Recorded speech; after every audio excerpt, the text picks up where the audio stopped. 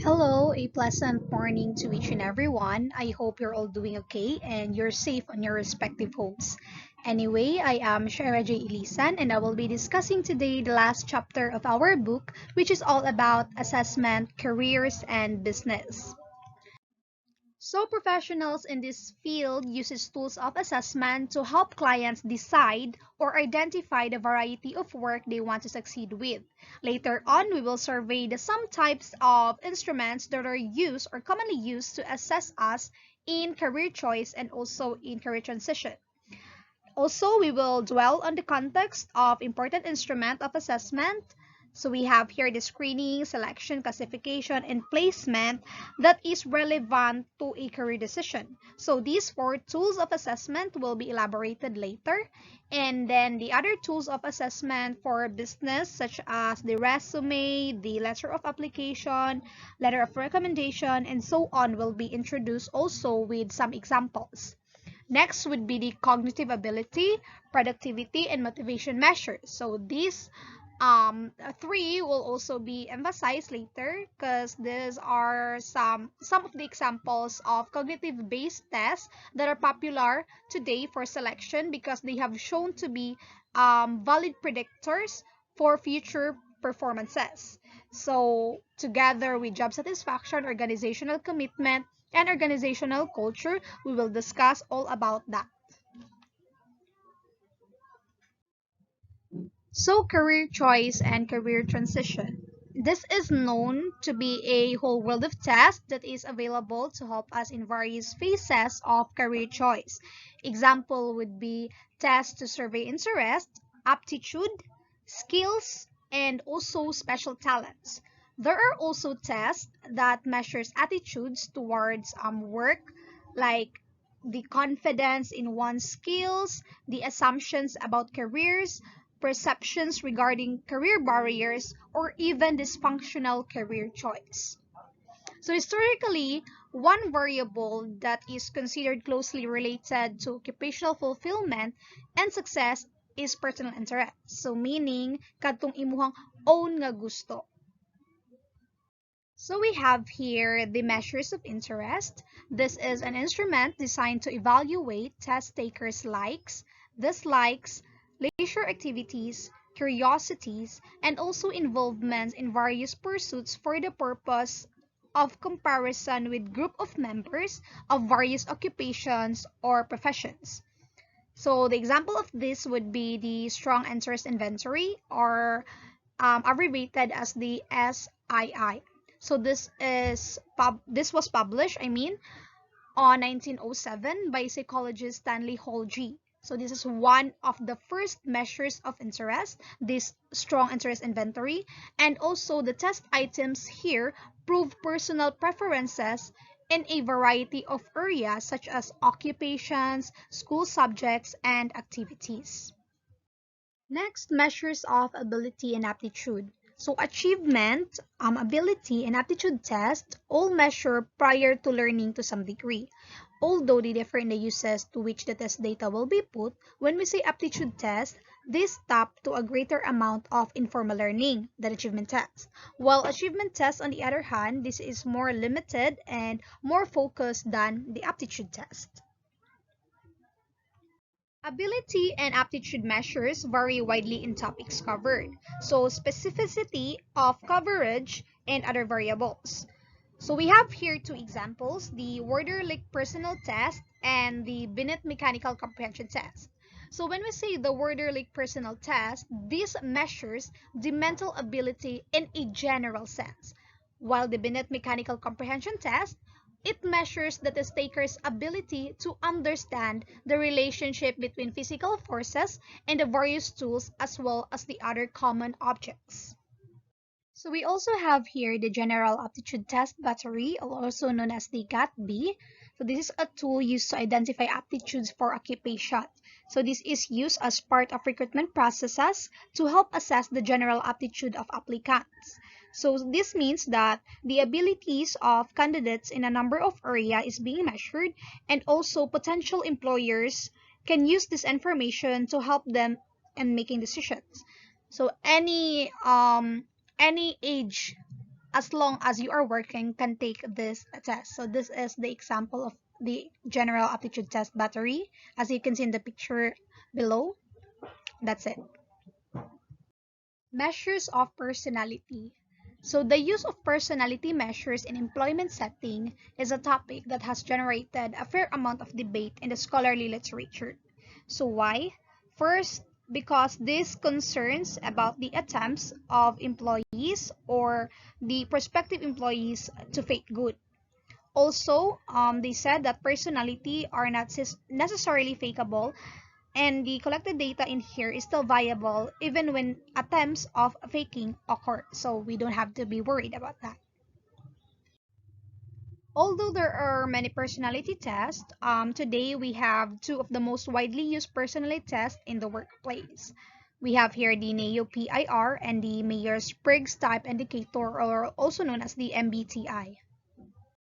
Measuring personality types. So we have here the example, MBTI. This means that this test used to classify assesses by psychological type. Actually, this test has earned mixed reviews and also remained popular these days. Other measures. So numerous other tools of assessment may be used in career planning and pre-employment contexts. Even though not specifically designed for that purpose, perhaps one of the most important instrument of assessment relevant to a career decision can be a questionnaire devised by assess themselves. So all the tools of assessment we have discussed so far have application not only in career entry but also in career transition. So we have here screening. This is a relatively superficial processes of evaluation based on certain minimal standards, criteria, or requirements. While the selection, this is a process whereby each person evaluated for a position will be either accepted or rejected for that position. So understandable ang iyahang mga words, no? Next would be the classification. So this is being categorized with respect to two or more criteria. So last, the placement. This is a disposition transfer or assignment to a group or category that may be made on the basis of one criterion only. So next, we have the resume and letter of application. So there is no single standard resume. Typically, information related to one's work, qualifications, education, and experience is included on a resume. So we have an example here. Neither a resume nor a letter of application is likely to be the sole vehicle through which employment is secured. So both are usually stepping stones to personal interviews or other types of evaluation. So that's how essential a resume or application letter could be. So this is the example of the resume, and this one is the application letter. Next would be the letter of recommendation. So letter of recommendation, this is a unique source of detailed information about the applicant's past performance, the quality of the applicant's relationship with peers, and so forth. Also, applicants here solicit letters from those they believe will say only positive things about them, and the variance in the observational and writing skills of the letter writers. So next would be the interviews. These provide an occasion for a face-to-face exchange of information as to what you can see on the picture. It may fall anywhere in the continuum from highly structured to highly unstructured.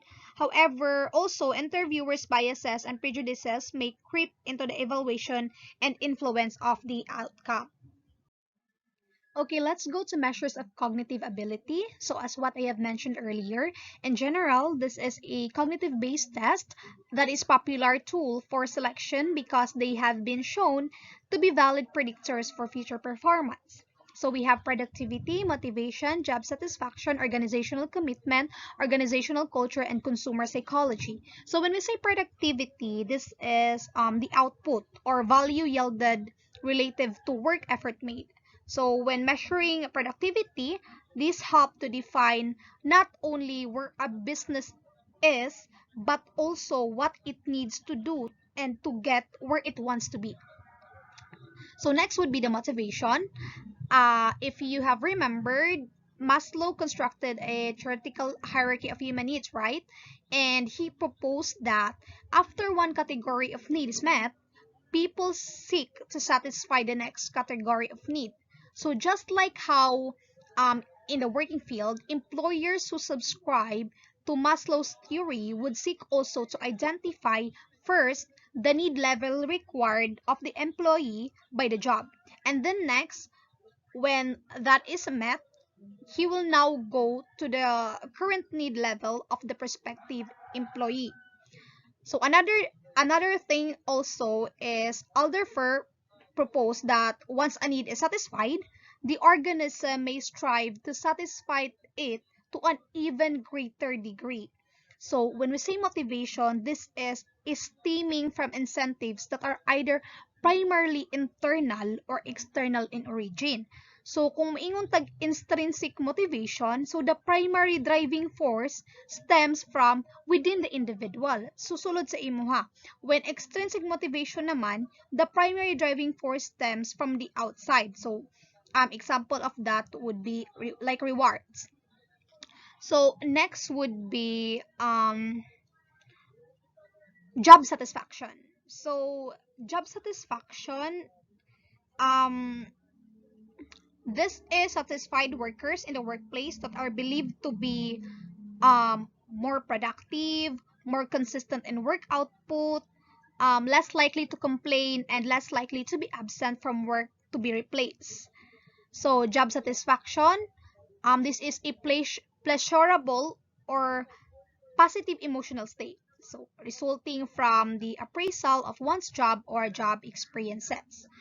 So when we say organizational commitment naman, this is the strength of an individual's identification with and involvement in a particular organization. So their strength has been conceptualized and measured in ways that um, both its attitudinal and behavioral components are being satisfied. So organizational commitment, again, this refers to one's feelings of loyalty to and identification with, and also involvement pod sa organization. So this is widely used measure of organizational commitment, and questions have been raised against its construct validity. So the next one would be the organizational culture. So the totality of socially transmitted behavior patterns, characteristics of a particular organization or company. So that is that. And then it includes the structure of the organization and the rules within it, the leadership style, the prevailing values, norms, sanctions, and support mechanisms. Also, lastly, na pala is the consumer psychology. Um, so how do we measure attitudes? So when we say, we have here an example is the measuring implicit attitudes. So when we say implicit attitude, this is an unconscious, automatic association in memory that produces a disposition to react in some characteristic manner to a particular stimulus. So these attempts to measure implicit attitudes that have taken many forms. So we have here the IAT, so the theory, if any underlying implicit attitude measurement, the psychological correlates of the measures, and whether or not the measure truly provide access to mental processes that are not conscious. So survey. A survey is a fixed list of questions administered to a selected sample of persons for the purpose of learning about consumers' attitudes, beliefs, opinions, and or behavior with regard to the targeted product, service, or advertising. So there are many ways to conduct a survey actually. We have here the poll, the yes-no response, the face-to-face interview, the online telephone, or also mail survey. Motivation research methods. So this is typically involves in analyzing motives for consumer behavior and attitudes. So these research methods have individual interviews, the focus groups, and a group interview such as the train, the independent, moderator, and etc. Okay, so that ends my report. Thank you for listening, and I hope you have learned something. Have a nice day and keep safe, everyone. Thank you for listening again.